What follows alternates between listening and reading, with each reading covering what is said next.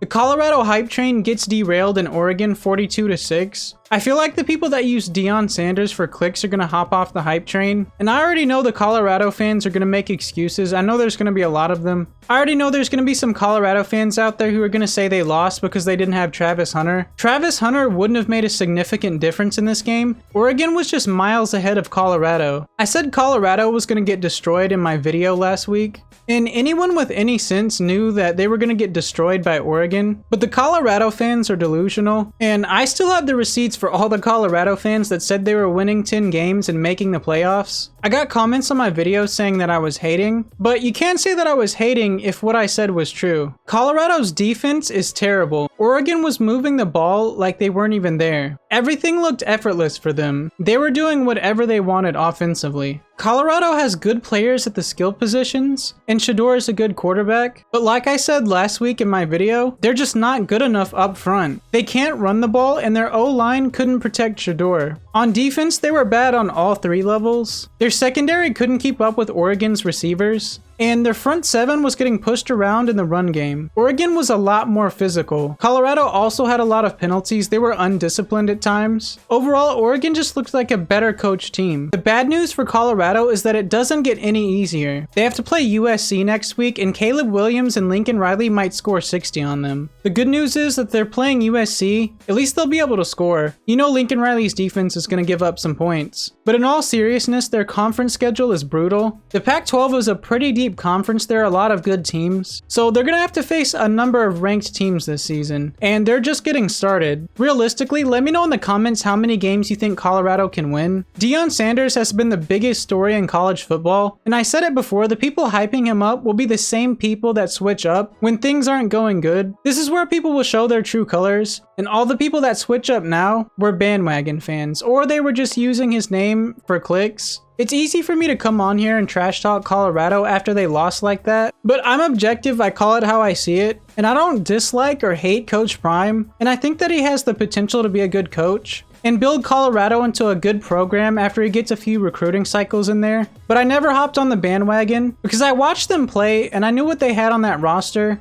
And it was pretty obvious that Colorado wasn't going to be a great team this year. And I can't lie, it is kind of satisfying seeing them lose. After all the hype we've heard during the offseason, and the hype they were getting for beating terrible teams like TCU and Nebraska. So the Colorado fans do kind of deserve some trash talk. Right now, it's tough for Colorado. They don't have a lot of talent across the board on that roster. It's going to be a long season. I still think they can win 7 or 8 games. But they need Travis Hunter back as soon as possible. Obviously, he's their best player. Even the games against teams like Arizona and Stanford aren't guaranteed wins. But realistically, I still think they can win 7 or 8 games. That's it for today. If you enjoyed the video, be sure to leave a like on the video and subscribe. It helps me out a lot. I'll probably be back with another video tomorrow and talk about all the other games like Ohio State, Notre Dame, Clemson, Florida State, and all the other games. Thanks for watching. I'm out.